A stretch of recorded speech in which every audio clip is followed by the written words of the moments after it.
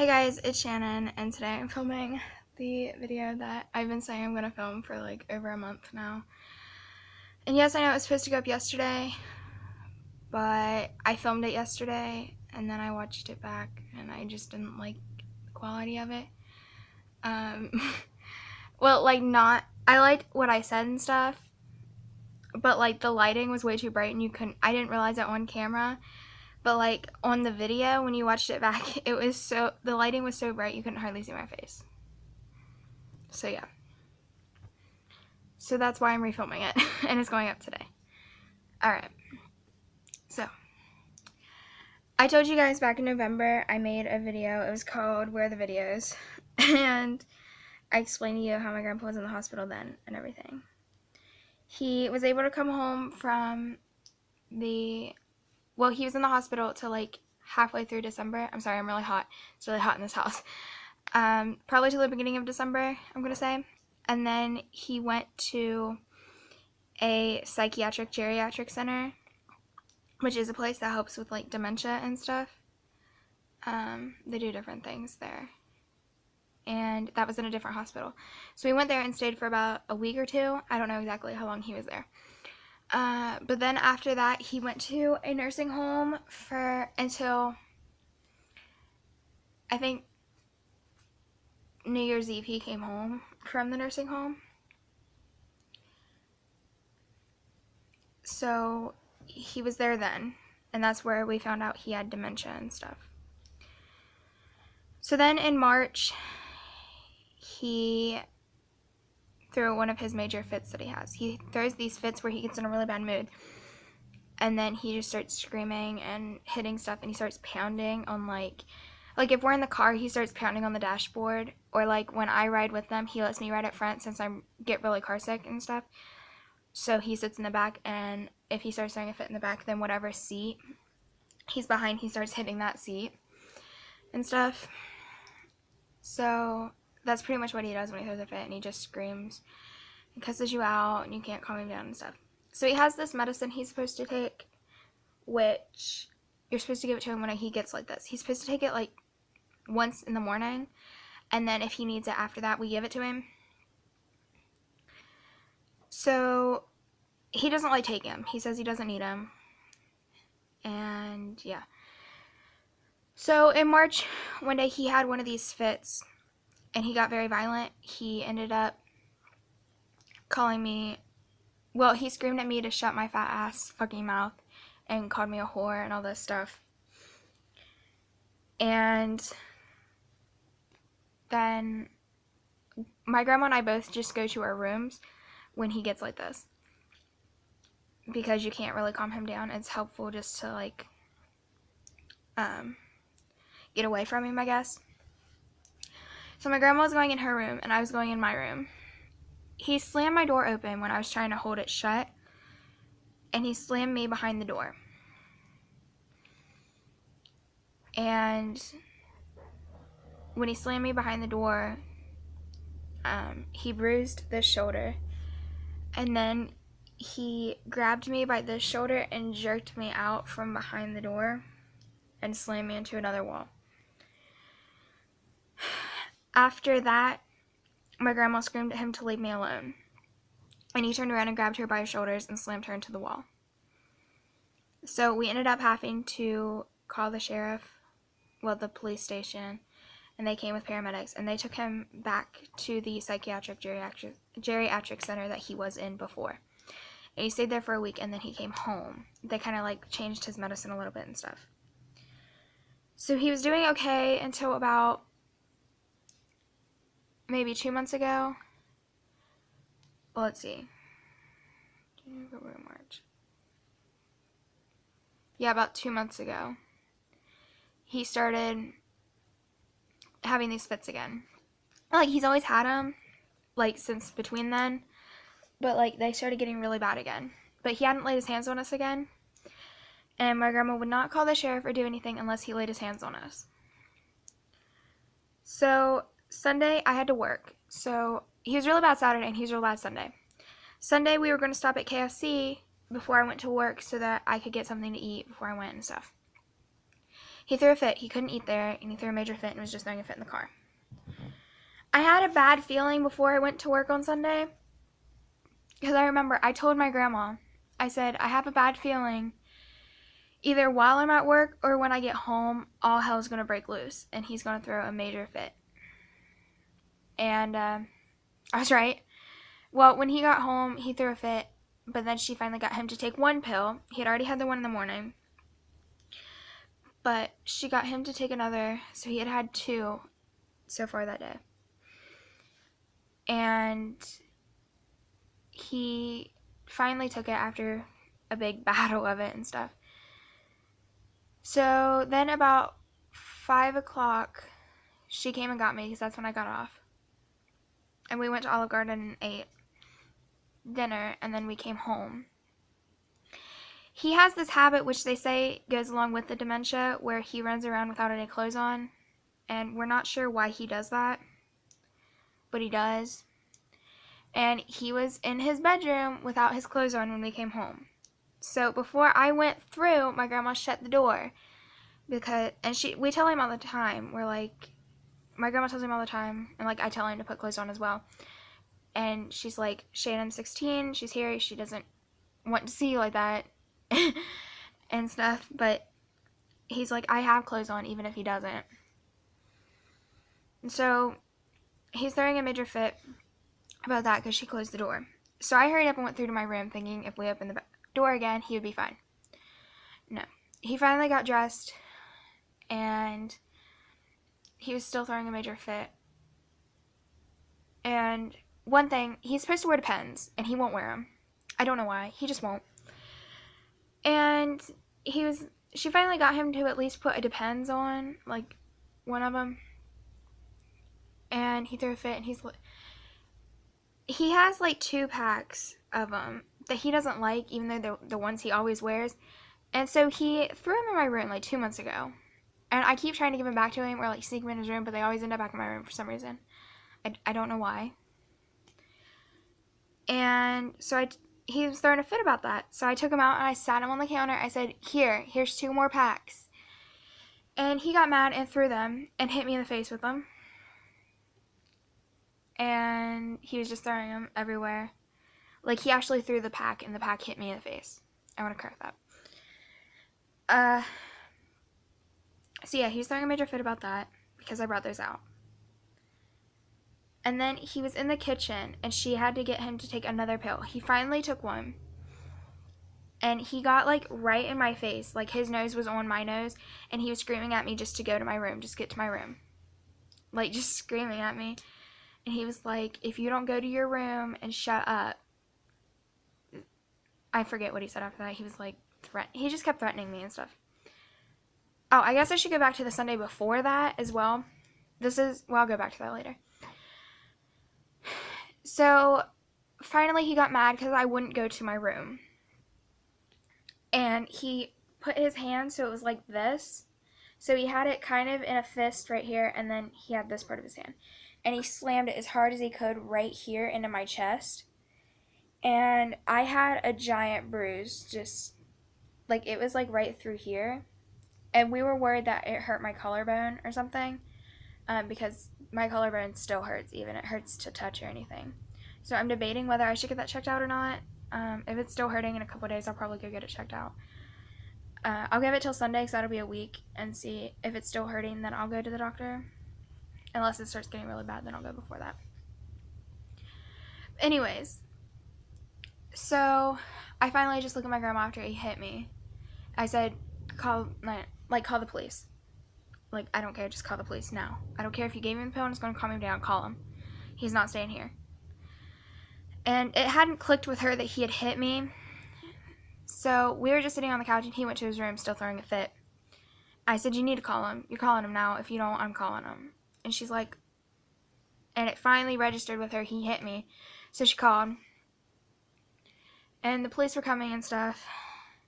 And, like, it's ironic because I was talking to my friend the other day. Well, it's not really ironic. It's kind of bad. I was talking to my friend the other day. And because we're kind of, like, new friends. Like, we've just kind of really met each other and we're friends, but we're still kind of learning about each other and stuff, and we were just asking each other questions, like trying to find out about each other and stuff. She's like, what's your biggest fear? And I said, honestly, my grandpa. And I feel like that's so bad that a 16-year-old has to say her biggest fear in the entire world is her grandfather. And also, even though he's not, well, I haven't got to that part yet. Hold on. Okay, so the police came and everything, and they finally talked him into going to the hospital to get checked out. We had to go down there, but before we went, the police officer wanted to talk to me because he found out. Well, I don't think he knew at this point he had hit me. And he came to see if I was alright, and I said, well, I'm terrified, honestly. He said, yeah, that's expected. And he's like, I was just wondering because your chest is all red. And literally my entire chest, like all just around here, was just blood red from where he had hit me. I was like, oh, well, that's probably just where he hit me. And he asked me if I wanted to file charges. I said, I don't know. And I'm still debating about that. I mean, I don't know if I should or not. I don't even know how much time I have. But, yeah. So they took him down to the hospital, and we had to have, like, kind of like a court session, I'm going to say. Like, in the hospital. We talked to a lady first, who is from, like, a therapist company near us. Like, he sees a therapist there. Well, he sees a psychiatrist there. And she talked to us and everything, and she's like, well, I can't do anything with him because he has dementia. I said, what about the fact he hit me? And she said, he hit you? And I said, yeah. And she said, well, that changes things. She said, you have proof? And I showed her a picture that I took. And she's like, yeah, that really does change things. And she's like, I need to talk to the judge, and then, or I don't know if he was a judge or what he was. If he was another lawyer or whatever. He had to sign the papers anyways to get him admitted or something. So, we all left the room because it was my mom, my grandma, and me in that room. And they just wanted to talk to my grandma by herself. And they brought him in as well. And they kept asking him questions, and he wouldn't answer them correctly. He was just answering, like, really stupid answers that didn't even go along with the topic. Like, for example, if they asked him what his favorite ice cream flavor was, he would say, like, I don't know, he would say, like, pig or something. Like, that wasn't a question, that was just, like, an example how it was so far off. He would, like, if you asked him his favorite food, he would say, like, crayons or something. It was just insane. Like, she told me a couple of them, but I can't remember right offhand. So anyways, he asked, the main guy, he asked Pavel if he had hit any of us, or hit any of us. Well, first he asked Grandma, he said, in the last 72 hours, has he laid his hands on any of you at the house? And he said, Grandma said, yes, earlier today he hit my granddaughter.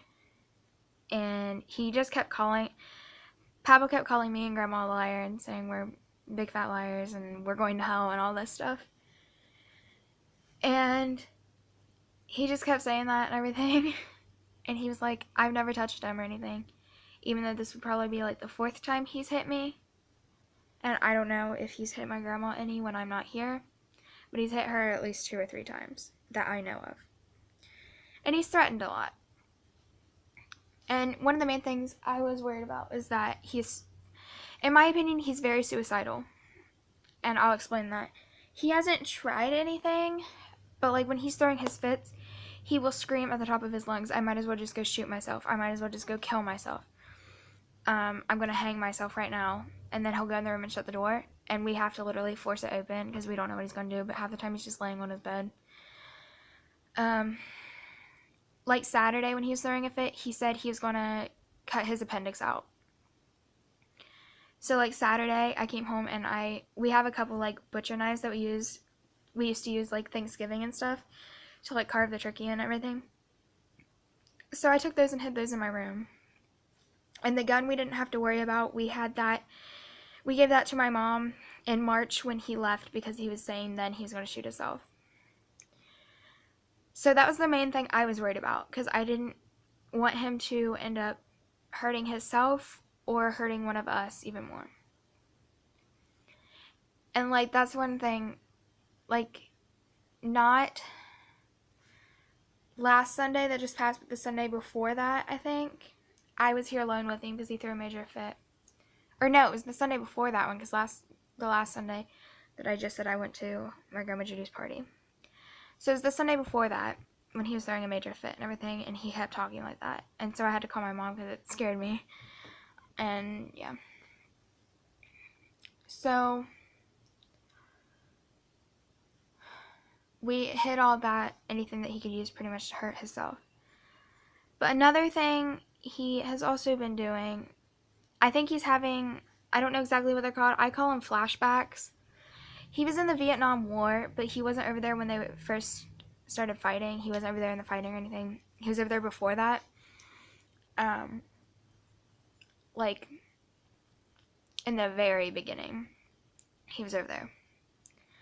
So he wasn't in the fighting, but he still had the training. So even if he doesn't remember any of it really, if he remembered just a tad bit, he would remember still how to attack and stuff. Because he is so small. Like, he is even less than half of my size, you know? Like, he is a twig, pretty much. So he looks small, but when he gets mad like that, like, my mom describes it as he kind of hulks out. That's what my mom and I call it. Because he looks tiny, but when he wants to hit you, you're down. Like, my grandma is twice the size of me, just about, and he's knocked her on the ground before. And that's the scary part. The violence and him being suicidal, that's the most scary. And honestly, another thing that I was going to mention, like, another one of my biggest fears right now, even though he isn't here, like, I stay up past when my grandma goes to bed. She goes to bed about 11:30, and I'm up till like 2 or 3 in the morning. I am scared to come out of my room after she goes to bed because all the lights in the living room and in the bedroom and the bathroom and everything is just turned off, so it's dark, and I'm terrified to come out of my room because of the dark. Like, I've always slept in the nightlight because I've always been scared of the dark, but now I'm absolutely terrified. Like, she forgot to lock our front door the other night, and she was like, can you go lock it? And I took one step out into where I couldn't see, and I just burst into tears, and I had a major panic attack. And she had to come out and, like, walk me to my room, and then she went out and locked it. And the minute I even think about going into a dark room, my heart just starts racing. Like, talking about it now, my heart is racing. I feel it and everything. And I hate it, because I don't know.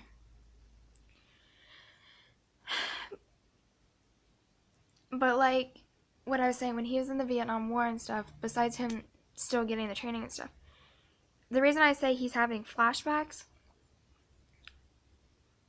about a week ago, I'm going to say, around Memorial Day, he must have knew it was Memorial Day, because he has a photo album, which has a bunch of pictures in it from when he was over in Vietnam, and he has a big plaque that has, like, his certificate from where he's in the Army, and then it's got a picture of him in his uniform, and then, like, a quote for, like, American soldiers or something. I don't know exactly what it says. But, yeah. So he's had that out. And also another thing, he has a building down behind our house, which is completely full of, like, tools and stuff. My mom, my friend Austin, and I were cleaning it out the other day.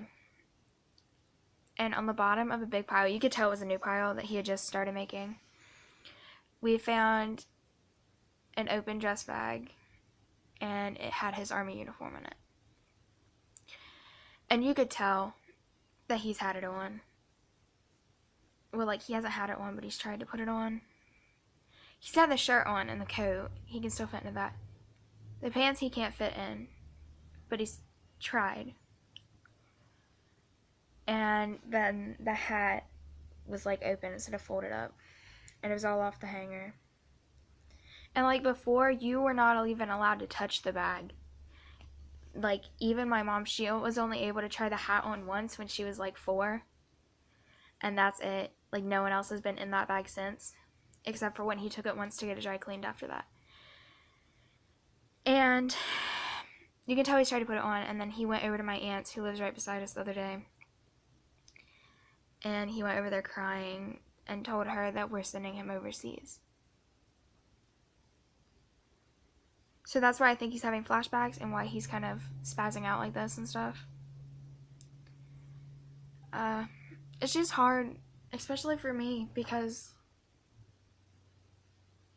I keep thinking like someone's at my door. I'm sorry. It's really hard for me because, like, my grandma, it's his wife, and she doesn't want to have to make the decisions and stuff. And my mom, she doesn't really want to take control over it and deal with it. I'm gonna try not to cry. I really want to, though. And then I guess the next one in line is me. And because neither of them really want to have to deal with it or anything, I have to be the strong one. I guess I could describe it.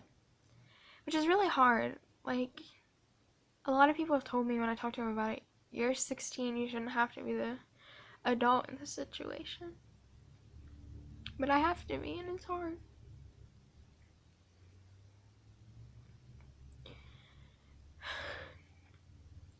But yeah. And, like, growing up, I was always Papa's little girl.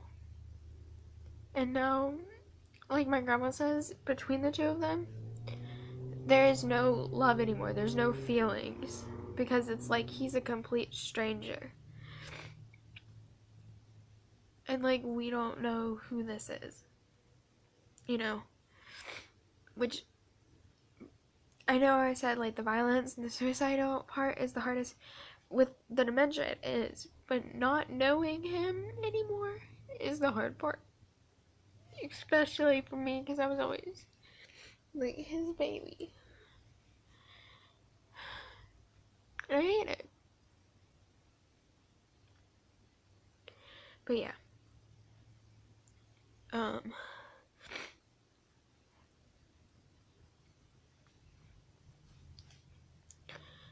So right now they sent him to a different hospital. They didn't send him back to the one he was at before. I think it's in Weston, West Virginia, I think is where it is. And it's a place for dementia and stuff. And he'll be there at least a month. And then after a month, they'll do another, like, kind of court thing like they did before. Like when we were at the hospital. And they'll see if he's still a threat to others, if he's still a threat to himself, and how he acts around others and around, like, with himself. And if he is still a danger to any of those or anything like that, then they'll keep him. If not, then they'll send him home. But my grandma and I have already decided he's not coming home. We're gonna find him a nursing home to go in. Because once I start school again, she can't handle him. She can't handle him by herself, so yeah. So, probably in a month, at the end of this month or the beginning of next month, I'll do another update video and let you guys know what comes about with that. But, like, Grandma talked to him yesterday on the phone, and he was just crying. I think they're messing with his medicine again. He was just crying, and he thinks he's where he was before. And she said, well, I'll probably come up Saturday. And he's like, just don't come. I don't want you here. I don't want anything, like, to do with you, really. It's pretty much his words. So, I don't know if she'll go up or not. I mean, I have to work Saturday, so I can't go. But I wouldn't anyways, because I don't want to be near him. I'm scared he's gonna try something, you know? So, yeah. I think that's it that I have to say in this video. I'm not doing this video for sympathy or anything. I'm just kind of updating you guys because you guys are like my family. So, the heck was that? See, guys, I'm scared. I'm scared for my life. I feel like there's always someone coming in and stuff. But yeah. If you guys have any tips for me, you can leave those in the comments below. But yeah, I think that's it. I'm gonna get off here before I have a heart attack. Because once I have my headphones in, I can't hear a thing. So, yeah. But I think that's it. I will see you guys tomorrow. And I promise I'll have a better video up tomorrow that's not so sad and everything. I'll try and have my May favorites up tomorrow. I actually have to film that after this because I have to work tomorrow, so yeah. Alright, I'll see you guys tomorrow. I love you guys. Bye.